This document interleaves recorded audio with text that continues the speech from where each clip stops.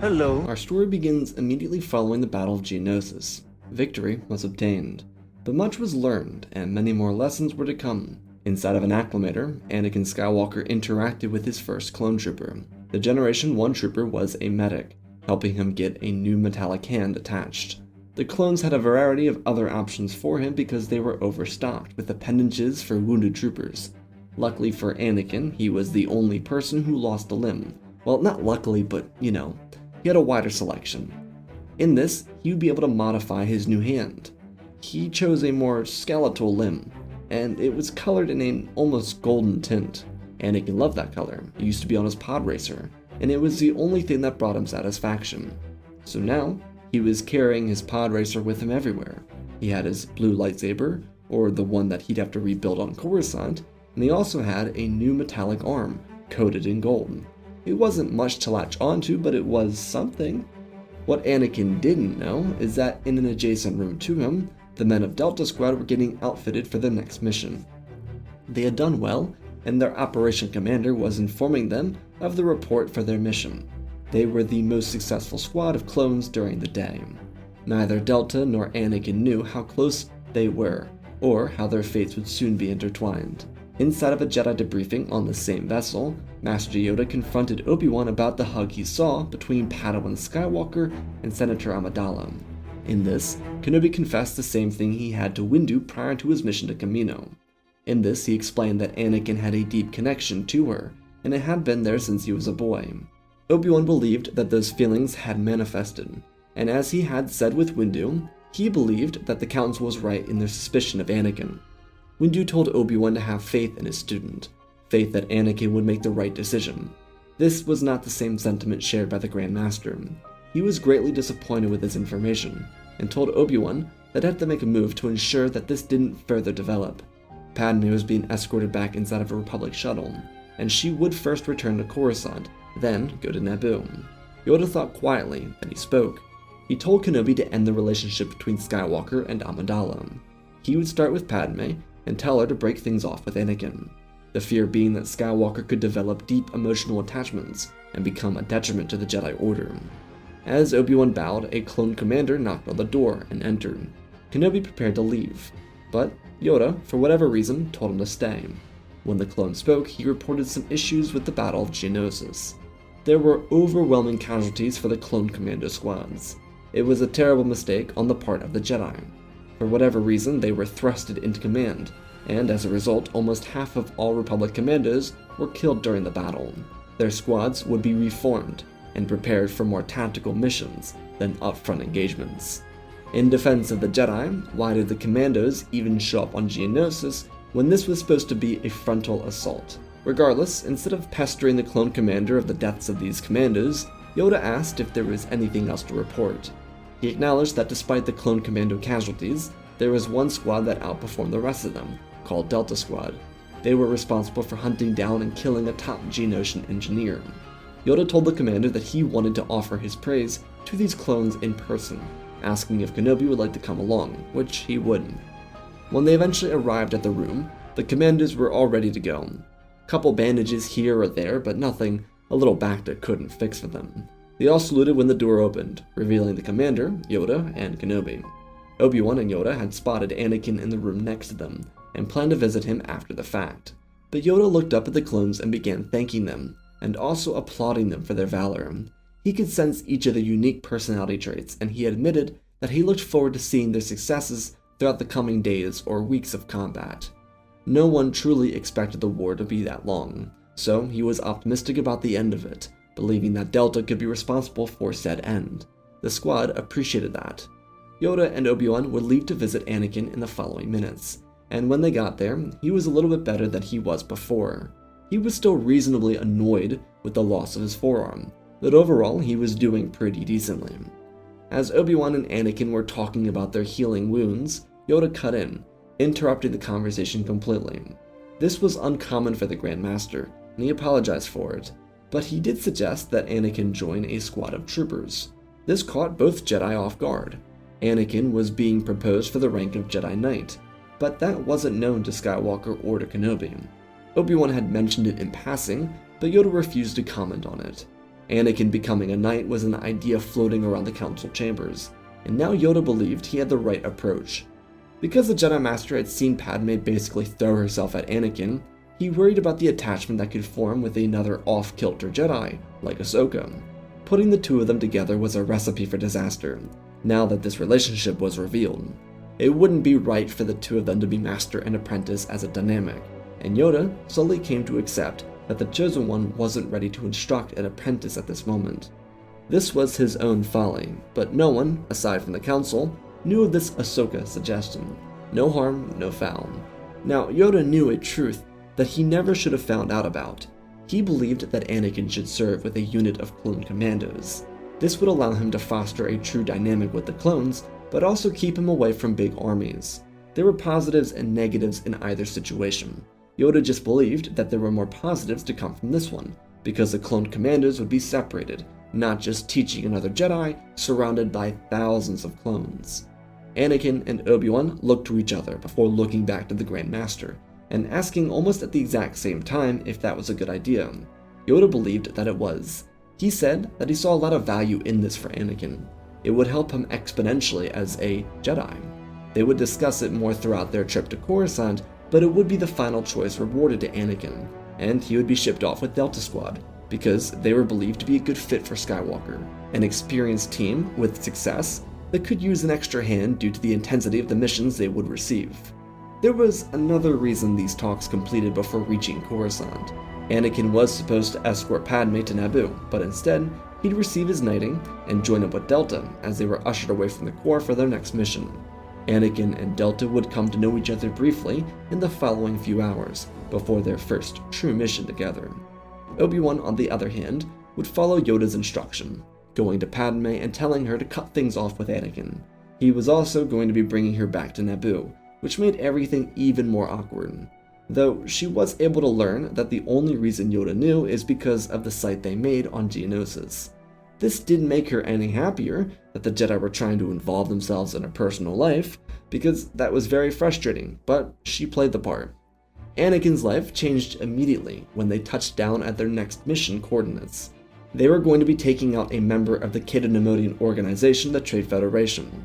He was one of the few publicly known about members that were militaristic. His name was Sentinel.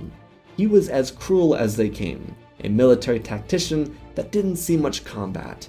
He was instead an instigator, the Butcher, a man who conquered planets that resisted Federation business before the war. He had been on a list for the few Republic captains for a while, but none of them had the firepower to stand up to his massive Lucrehulk. Instead of trying a straight fight, they wanted Delta to kill him, which is what they were going to do. They landed on Jameis, just past the CIS shipyard at Molinist. No one knew that it was a shipyard, but they knew that their target was just north of the shipyard that was currently creating the Malevolence. When they touched ground, it was dark. They very quickly weaved their way through the forests, slipping past trees and mines hidden around.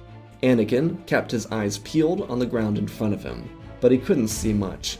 Delta, thanks to their helmets, had the ability to see in the dark.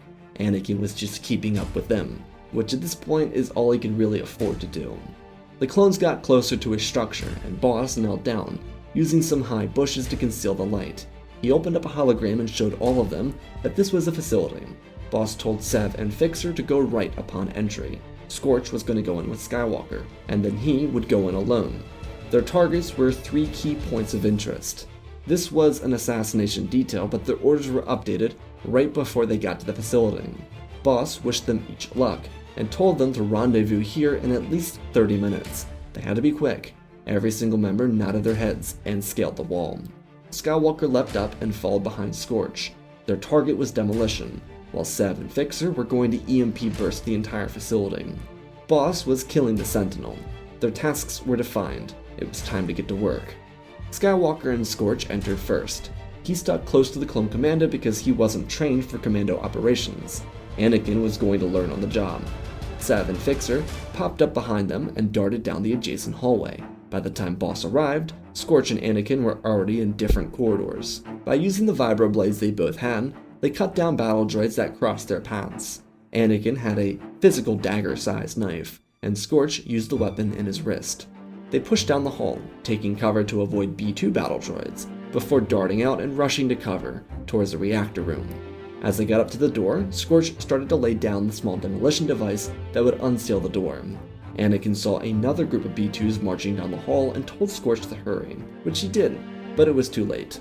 The B-2s got to their position and prepared to fire, but Anakin, digging in the darkness, raised his metallic hand and force-crushed the 4 battle droids as fast as he could. It took longer than he wanted, but Scorch punched him in the shoulder when it was done, telling him that was pretty cool. Anakin grinned, following behind the clone commando. Just as they got to the reactor, the lights flickered, and Scorch confirmed that their brothers had detonated the EMP. Chances are the facility was going to lock down. No communication in or out, and a bunch of droids looking for the intruders. Well, wait until they get a taste of the explosions at their disposal. Scorch tossed Anakin a bag of explosives, and without even getting the next piece of detail, he turned around and got to work. They were almost giddy about blowing up the reactor room. In the middle of the facility, Boss slipped through a couple of open doors and fired his weapon into 2 Magna Guards, taking them out before they could even register that there was an intruder. The Sentinel turned around and grabbed one of the staves to defend himself. He took cover behind his desk, as Boss moved slowly around the room, keeping his eyes peeled on any other intruders that might come. The Sentinel told the puny clone that he would die an excruciating death, and Boss practically challenged him to make his day. The 2 of them made their moves. Sentinel lobbed a cluster grenade at Boss, who jumped out of the way as debris and metal shot out of the weapon. The staff ignited into a buzz and jabbed down at the clone, but he kicked his leg around, hitting the middle of the staff with his foot and jarring the attacker. Boss looked for his weapon, but it was on the ground, away from him, so he pulled his pistol to fire it, which he did, but Sentinel blocked the attacks immediately, and Boss slid across the floor to avoid another strike, as he then jumped to his feet and thrusted his blade through Sentinel's neck. He shoved the kid Nemodian over the table and watched him bleed out before putting a blaster bolt into his skull. Time to regroup. Echoes of blaster shots carried out through the entire facility. 7 Fixer had made a little bit of a mess, but they were tearing down the battle droids. They fired aggressively and used each other to cover 12 and 6, giving them more spread. A couple more droid poppers helped them with their escape, as they pulled away from their EMP blast zone and shot down several more of the inhabitants of the facility, some of which were other Nemodians. Their blasters, though, continued cutting down battle droids, and just as they got to the entry point, they could see Scorch and Anakin running down the hall without anyone following them. Fixer found amusement in the idea that Scorch wasn't the loudest one here. Anakin, seeing the droids, ignited his lightsaber and planted himself between Fixer, Sev, Scorch, and the battle droids. He weaved his weapon across his body and deflected shots back into the attacking machines. The Commandos continued to pile blaster fire down the corridor until Boss met up with them and told them to go. Commando droids were chasing them, and the clones fired back, as each of them exited their entrance point. Skywalker was the last to leave, cutting down the squad lead before jumping out. When he landed, the clones already had their night vision on, and they were firing at the following droids. As Skywalker hit the ground, he whipped around and defended a strike from a vibro sword. They interlocked, as Skywalker overpowered the droid and cut through its body, before weaving his head back out of the way, but dropping his saber. Sev thrusted his knife into a droid's face, the one that just attacked Anakin, and used the back of the machine as a defense position, firing into the other approaching commando droids. Anakin grinned, pulling his saber and slashing through the other droids, as Delta fired away, finishing off the approaching battle droids. They turned around and cut through the forest, rushing away from the base as an AAT tank followed them, firing into the night and destroying trees. It also hovered through them, knocking the trees out of their roots and launching an array of red into the tree line. Delta Squad jumped over fallen limbs and trees themselves, quickly getting to the shuttle. Anakin tried to distract the tank, which he did effectively by using his lightsaber and waving it at the droids, taunting them. The clones buried into the ship and ignited the engines, before Boss rushed back out, realizing that Anakin was doing the unthinkable. Sev was right behind Boss, and planted his sniper on the lead shoulder, and told Skywalker to rush left. As Anakin, waving his lightsaber, did, the barrel of the tank lined up in Sev's optics, and he fired, detonating the tank and sending fires across the trees. Anakin rushed forward as the clones grabbed him and brought him into the ship, as it lifted off in a rush. The exhilaration had the clones and Skywalker taking their seats and having a good moment, patting shoulders, slapping backs, and even laughing a little bit. Boss wasn't much for it, and Sev was a bit more quiet, but there was a euphoric sense here. Despite the squad doing a good job, the Sentinel would be replaced with Captain Mar Tuk when the CIS blockaded Ryloth. A problem for the Navy to deal with. For now though, Delta learned a lot about itself. The clones were initially a little iffy on the whole Anakin thing, but they accepted him as one of their own, especially since he didn't try and take power away from Boss. Everyone agreed, prior to Anakin's arrival, that they would serve Boss no matter what, even if it meant court-martial. Luckily, Anakin was here to learn, and after that experience, he was excited beyond belief. He had his own squad of troopers that he was good in arms with, and he looked forward to learning more commando tactics and building off of their relationship with each other. Following a full year of exciting missions, Delta returned to Coruscant with information that would forever shift the galaxy. They'd been following orders as they were instructed, but this was during a mission where Skywalker and Fixer found themselves as a duo. While they were causing havoc inside of a droid battleship, they hacked into a control console and found something pretty horrific. The ship belonged to Poggle the Lesser, and they were actually trying to find him so that they could imprison him instead of attacking Geonosis again. But instead of getting success, they were left empty-handed. This would lead to the second battle of Geonosis, but before that could come, they found blueprints for the Death Star, as were the words written on the actual hologram containing said blueprints. There was no information on whether or not the Separatists were creating it, but thanks to getting this hologram, Anakin would inform the Jedi Council and Delta would inform their own hierarchical commander. See, despite the move to put Anakin with Delta being one out of concern, the Jedi Council didn't know that Anakin was as content as could be. Sure, he wished he had his chance to marry Padme, but because he was a commando, he was so preoccupied that he never had time to consider it. Their lives were excruciating. They were truly the elite of the elite. Delta took on more missions than any other batch of commandos. This did lead to some frustration with the Chancellor, but overall working with Delta was a very positive experience for him. It made him forget about Padme, not emotionally but mentally, due to all the action and constant movement. The issues with the Chancellor arose from him attempting to get cameras in on Delta. Anakin loved the idea of attention, but realistically they were a covert op team. They shouldn't be doing promos for Republic propaganda, so they had to fend off the Chancellor on numerous occasions. This is actually what led to Anakin delivering information to the Council before ever delivering it to Palpatine. There was a lot more trust between Anakin and the High Council. He hadn't seen or interacted with Padme since Geonosis, so he didn't know about their attempt to destroy their relationship. He also didn't interact with them a whole lot either, because they weren't in his chain of command, which meant that he never saw the bad side of their conduct. In other words, he wasn't in their line of direct screw-ups to see them for who they really were. This meant that he never had really any problems with them.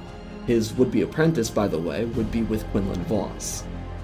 When news of the Death Star reached varying commanders, they were split with reactions. Some wanted to go straight to the Chancellor. The Jedi, on the other hand, by technicality, wished to present the information to the Senate itself, something Delta believed was the right decision. The Commandos themselves were a lot more trusting of the Jedi because of Anakin, and due to him not having a terrible amount of frustrations with the Jedi, he was more inclined to speak about them positively.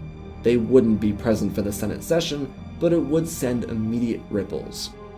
The Jedi disclosed the information and it made waves across the galaxy.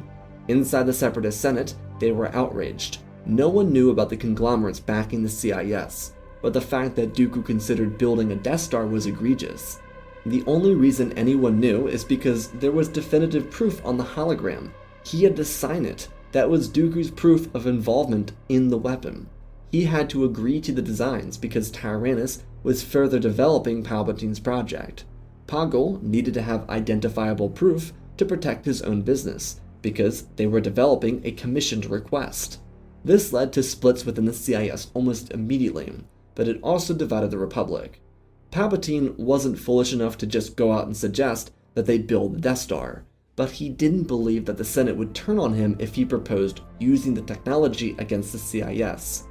During the first year of war, which was the worst year of war for the Republic, the Senate levied more trust into him than any other Chancellor in Galactic Republic history, so they were certifiably on his side, trusting that he would make the right decisions for them. He knew that they trusted him, but by suggesting the implementation of the station into their own projects, Palpatine turned people against him. In all fairness to the Sith Lord, it wasn't the worst idea ever.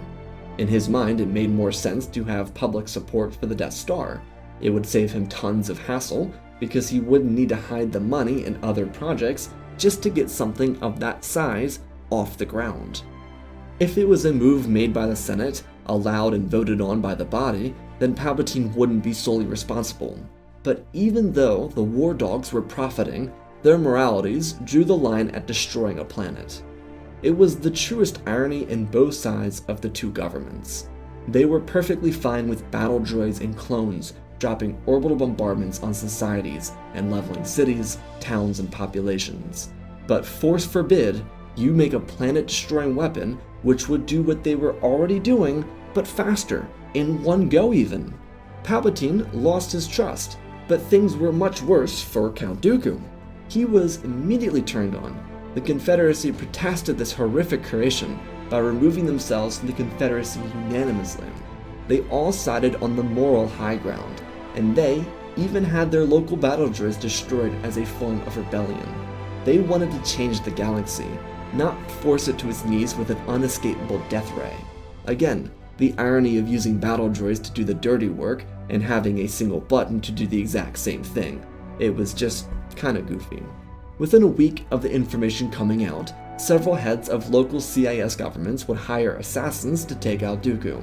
But by this point, the Confederacy had all but dissolved. No one wanted to be responsible for that weapon. Many of these systems fled to the Neutral Systems Coalition to protect themselves, which would work. Tyrannus would be found dead, not even of a blaster wound, but by poisoning. Though things were still going to get worse for the Sith. The Galactic Senate, in a response to the quick action made by the Confederacy, wanted to prove themselves better than the CIS. In their eyes, this was their chance to have their own frame of moral high ground over the rebels. So they, not dissolving their Grand Army, impeached and removed Palpatine from power over the span of a day, because of his outrageous proposal to use the blueprints for the Death Star in their own war effort. This didn't immediately end the war, but all of Palpatine's executive commands were stripped from him. He was no longer the leader of the Republic, and Masameda quickly acted to sort out the clone issue, because he didn't want Palpatine turning the clones against him. But the Sith Lord was in a weird bind. He had one true option to turn to, which was Grievous. If he couldn't command the Republic, then he would use Grievous, but the Jedi for the first time in the entire war were actually one step ahead of him.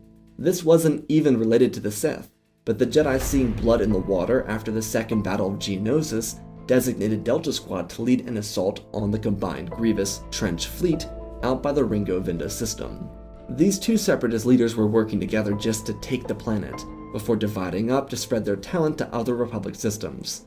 Trench was going to stay at Ringo Vinda, but now it would be both of them, because of all the chaos and the droid numbers getting cut down by more than half in the span of a week. That was due to all the Confederate systems seceding from the CIS. The Confederacy was legit when it came to defending their honor. When they learned what they were really representing, they stepped away from it, because they, in their own eyes, were no better than the Republic if they condoned the creation of the Death Star. Regardless, Delta was sent to Ringo Vinda anyways, so they were already in the mission by the time Sidious got into contact with Grievous over Dooku's death. They were being sent there to take out Trench initially. Delta, after spending a couple days sleeping in shifts, got up and rushed through the corridors.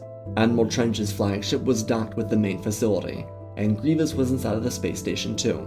The job was simple. Just like the Sentinel, take out the CIS operatives. The fleet and so forth could be dealt with, but just take out Grievous. Prior to Dooku's death, and the reason they were here was to take out Admiral Trench, so that the Jedi Council could deal with Dooku and Grievous. Now that they knew that Grievous was here as well, it was Anakin's job to finish off the droid general. He had, throughout his time learning to be a better commando, studied holocrons given to him by Kenobi and Fisto. They had both survived and fought General Grievous, and this information was necessary because as a commando, one never knows when they might run into someone like Grievous. That was proven here at Ringo Vinda. Skywalker had progressed rather rapidly since joining Delta. He followed behind Boss, who poked around corners to make sure the coast was clear. They could see from their position the Separatist flagship. The sky bridge was still connected to the station. Delta would need to split up during this. Sev, Anakin, and Fixer would be sticking together, while Boss and Scorch went into the flagship to kill Trench. They expected to run into Grievous inside the space station and find Trench inside of his flagship. The squad moved quickly down opposite corridors and into a storage bay, where they actively avoided the battle droids stationed within it. Using each other on the other sides of the same bay, they were able to squeeze by undetected. From their position, they could see Grievous taking a hollow call from a hooded individual. Anakin told Sev and Fixer to join the rest of the squad, but they refused, citing this imperative moment as one that needed to be completed. They were here for support. When they burst through the door to Grievous's communication room, they surprised him, but Sidious was not amused. He whispered over the hologram to execute Order 66. Grievous turned his head in confusion, but both commandos responded, which forced Anakin to turn his head to their confirmations. Sidious spoke to Grievous, but Anakin didn't hear it because he was turning to see his friends. Sev and Fixer readied their weapons and fired at Anakin, one of the shots hitting him in the chest, knocking him off balance. Luckily for him, he did wear slight armor under his robes. It wasn't quite like the old Republic model or the current Republic model that the Jedi used, but Anakin wore commando plating to protect his chest. He ignited his lightsaber and used the Force to launch the two clones out of the room. Fixer was knocked out immediately when his neck slammed backwards into the wall. Sev, though, was pissed, pulling out a dagger and charging his Jedi friend. As he moved against Anakin, they got engaged in a fistfight. Anakin used his metallic hand for every swing, but he had to be careful because Sev was trying to kill him, and he was the most expert hand-to-hand killer in the group. As they were fighting, Sev radioed over to the other squad mates, telling them that Anakin had betrayed the Republic, relaying Order 66 to them. Anakin tried to stop it, but he couldn't. He continued fighting for his life, and then Grievous's lightsaber activated, jarring Anakin back to the fact that there was someone else near him that would try and kill him. He kicked Sev's knee in and shattered the visor by punching it with his metallic arm, before throwing his friend out of the way with the Force and getting sliced across the forearm by Grievous. Luckily, it wasn't a super deep cut, but Anakin readily ignited his saber to defend himself from the other strike. Sev's head slammed into the ground face first, and he too was knocked unconscious. Anakin deflected strikes from Grievous before he could ever get into offense. By this point, though, the hologram information from Kenobi and Kit escaped his mind. Skywalker wanted to know what happened to his brothers, or what the Sith Lord had done to turn them against him. The two duelists traded blows as Anakin's wounds started to act up. He pushed Grievous backwards with the Force and held his forearm before watching the droid general activate two more lightsabers. Seriously? Who needs 4 weapons? They charged in at each other and connected in a fury of light. Beyond the communication room, the rest of Delta doubled back into the space station. They were inside the Skybridge, heading in the Trench's flagship, but now they needed to help their brothers execute Order 66 and defeat the more important threat, a Jedi. But luckily for them, and unluckily for Trench, he was walking to his flagship when he spotted them. More like the clones spotted him first, because he was gunned down immediately. His droid escort wasn't too happy about that, so the Commandos were forced into gridlock inside the Skybridge, the worst place for them to be. They fired their weapons at the droids, who started to double, triple, and quadruple before their eyes. Scorch used some heavy ordnance, but it made the Skybridge ripple a little. They couldn't rely on that. Luckily, they weren't being surrounded, until they spoke too soon, and they were. Boss fired down into the station, with Scorch picking off the newcomers. The fight continued to intensify for the Commandos, who, trapped, couldn't get anywhere. As the two clones fired away, they were approached from the flagship by destroyer droids, prompting them to skip down the hallway to other defensible positions. It put them a little closer to the space station itself, but they still had no other choice because they couldn't get anywhere. Scorch decided that they would die either way, so he pulled out some more explosives and fired them, as Boss launched the few droid poppers he had left into the enemy lines. Explosions shook the ground more, and the Skybridge opened up. But it wasn't a full open, just a tear. However, it was space, and it ripped Scorch and Boss off of their feet. They tumbled down the Skybridge, trying to grip a hold of anything. Boss was able to snap his hand against a hinge on the wall, before Scorch slammed into his body. The battle droids were pulled too, but they magnetized. Boss told Scorch to fire everything he had, and another explosion planted itself at the end of the hallway, destroying a couple more droids, but making the tear larger. However, in the second explosion, a B-2 was knocked off of its feet and sent into the tear, covering up most of the hole, dropping the Commandos to the ground and allowing them to get to their feet. They quickly moved out of the sky bridge before it was too late. Their blasters sounded off more, and their hearts raced even heavier, but they were able to use the tear to break out into the main corridor, and use it to escape the droids before opening up the bridge again and letting it do its job. However, they still knew that their task was to find and kill the Jedi traitor. Anakin and Grievous were still fighting, and it was at this point when Anakin remembered his training. He planted a saber over his arm and up his shoulder, and used momentum to fling Grievous's attack backwards, before slicing down through one of the droid general's arms. Their blades continued to slam down. Anakin backpedaled, deflecting a strike into the wall and parrying Grievous as he trusted the expertise of Form 1 irregular strikes. The Jedi turned around the corner and ducked, before using the Force to pull Grievous off of his feet and throw him into the wall, accidentally near Fixer. He used the Force to shove his unconscious brother away from a strike at his back from Grievous. The droid hissed, getting to his feet and jumping. Anakin raised his saber to deflect the strike. They collided again, but the weight of Grievous put Anakin backwards, using his thighs to hold himself up. Squat competitions with the boys came in clutch here. He spun around, connecting with Grievous's shoulder and leaning back, as a drag nearly cut his head off. He jabbed again, before twisting away and spinning in, thrusting his saber through Grievous's defense but missing. The droid slammed down and almost cut his arm off, but he dropped the saber. Anakin tripped back, using the Force to stop one of Grievous's strikes, while palming the other with his metallic hand. He winced in pain as Grievous, not knowing of his metallic appendage, tried to take advantage of him. But it proved to be his downfall, as Anakin redirected the saber through Grievous's abdomen, and with the Force he ripped his own saber into his hand and cut down the droid general. He wasn't finished yet either, because the other two clones just got to him. Again, he was shot at by them, and luckily he had Grievous's body to defend himself. Anakin ripped his saber out of the droid general and deflected strikes into the walls to avoid hurting his clone brothers. The two of them continued to fire anyways, not even registering the horrific things that they were attempting to do. Anakin, though, using the last little bit of his energy, flung the two clones into the ceiling and dropped them. It knocked them out, and he fell backwards. Reinforcements from Omega Squad would come to assist Anakin with cleaning this up, but it was over. They had just won the war and they didn't even know it. Following Palpatine's execution of Order 66 with Delta Squad, he tried to get into contact with any other clone trooper, but Mas Amedda had changed every frequency with an executive order, so nothing from Palpatine's term could be accessed. The Sith Lord had all the right executive orders, but he couldn't reach the clones. He even found a clone in the lower levels and attempted to execute the order, but their inhibitor chips had been removed, so he killed the clone out of spite. Palpatine hadn't even considered the execution of Order 66, but even if he had, it was too late anyways. Within minutes of leaving office, every single clone communication frequency was changed. Mas Amedda may have been a yes man, but he was also a yes man for the greatest power there was. Palpatine, without the role of Chancellor, didn't have the strength to control anything. Mas took advantage of that, because control now belonged to the Senate and to himself, and Mas removed any chance for Palpatine to get his revenge. The droid forces would be shut down, thanks to a new squad of clone elites. They were searching for the CIS Council and trailed Wat Tambor to Mustafar.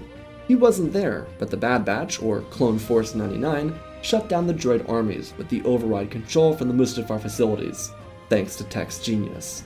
It ended the Clone War immediately. There were still some surviving droid groups, but nothing that Palpatine could control. As a result, Sidious's life would go really pretty blandly, but it would see the circle complete itself. Over the next few years, he would find Maul, take him back as an apprentice, and then Maul would assassinate him. It was terrible too, because just like Dooku, he would die over a meal. It was food poisoning, not even given to him by Maul. The apprentice just wanted revenge, and that was his opportunity to take it, and he had learned patience since losing to Kenobi. The Sith Lord would be killed while choking on his food, and then their religion would die because Maul didn't care. Instead of starting Crimson Dawn, he found his way home and became champion of the Nightbrother clan. And he would lead them, forgetting about his time as a Sith, and forgetting about the galaxy as a whole. Outside of that though, the Republic would rejoice in the end of the war. They won. Delta Squad would be put into a contamination zone thanks to Omega Squad and Anakin. Masameda would remove their chips and use this heroic end to the war as his own bid for the seat of Chancellor. After serving as the advisor and intermediary for Valorum and Palpatine, it was his chance in the spotlight. As it turns out, in the case of Masameda, brown-nosing gets you somewhere. Beyond Masameda's greatest political achievements, the Jedi would never be scapegoated. Mas did actually consider it, but because Anakin killed Grievous, he didn't think it'd be worth his time. Ironically, the secrets Masameda learned from Palpatine would never really become public. He would die with that information. The executive orders, the carnage he could have committed, and the power he could have had were never shared. The Jedi never looked into it because why would they? It just went to show that power in the hands of complacent ignorance isn't comparable to power in the hands of someone capable, surrounded by complacency. Mas wasn't as capable as Palpatine, and the Empire would never come because of it. Anakin's own life wouldn't include a marriage. While Padme felt especially rebellious after the whole Kenobi conversation, she never got a chance to see Anakin, so the fire that burned bright in the span of a week eventually lost its fuel. The Jedi had succeeded in ripping the two of them apart. Anakin would be pretty catatonic about Delta Squad until their chips were removed, but there was no bad blood, especially once Anakin figured out that they lost control.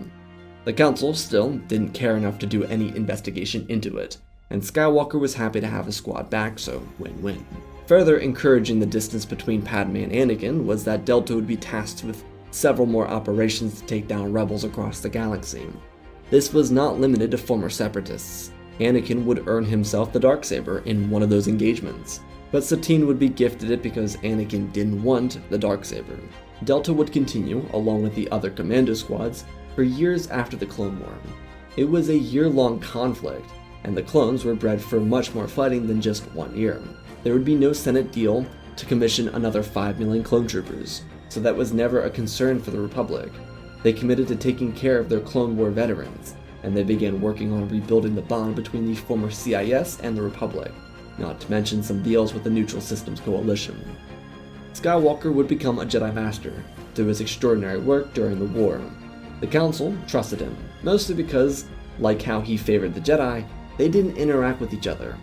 As it turns out, the best thing for Anakin and the High Council was to be away from each other. By being separated, they were able to get along a lot better, which meant Anakin had a lot more trust in the Council. Most of his antics weren't really ever seen, and so they weren't a problem for them, and thus they rewarded him for that.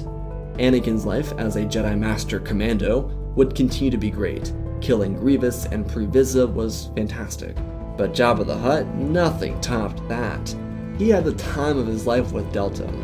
When the squad started to retire, they would remain good friends, and by that point, Anakin was pretty committed to the Ki-Adi-Mundi lifestyle of Jedi relations. He liked a good time, not for a long time, if you get what I'm saying. He didn't commit, is the point. He, especially during his missions in the Outer Rim, realized that he preferred the single lifestyle. This is something he wouldn't have learned as a simple Jedi. His longing was quenched because, while it wasn't encouraged, as long as there weren't any attachments, the Jedi didn't really care what he did. Skywalker would, as a result, eventually find his way to the Council. By that point, nearly 3 decades had passed and he was entering his 50s. He was much more able-bodied at that age for the bureaucracy of the High Council, and after years and years of adventures, he was calm in the mind. He represented a voice that would have been held by Qui-Gon Jinn had he joined the High Council, and for Anakin, that gave him more completion than ever. His life's work was taking out the biggest dickheads in the galaxy. Now he got to enjoy his life. And that, my friends, is a pretty wholesome PP story for you. I think it's wholesome. Anyways, special thanks to the Patreon for supporting the channel. Smash that like button. Let's talk about this story. So I did the Anakin and Bad Batch story probably about a year ago, and that was a lot of fun, and I think this one takes it in a different direction. This one's a little bit more grim, but I think it works a little bit better for their squad dynamic. I think Anakin with Delta Squad would be a lot more serious, but I also like the fact that they could potentially end the war sooner, and that's what they do. Midway through the story, I thought it'd be really interesting to have the Death Star come up in relevance as a found blueprint by Delta Squad, something that they stumble across and they're just like, yo, we found this thing, looks pretty scary. You guys should deal with it. We're going to do something else. Inadvertently, by delivering the Death Star plans to the Senate and the Council, they would end the war. I don't believe the CIS would stand for the Death Star. As for Anakin's fuller life, I thought it'd be fun for him to have a full life of just hunting bounty hunters and hunting crime lords and taking out Pre Vizsla for fun, because screw Pre Vizsla. And then eventually finding himself on the High Council after years of just enjoying his life. So, I hope you all enjoyed. I love you all, spread the love, and always remember, my friends, may the Force be with you.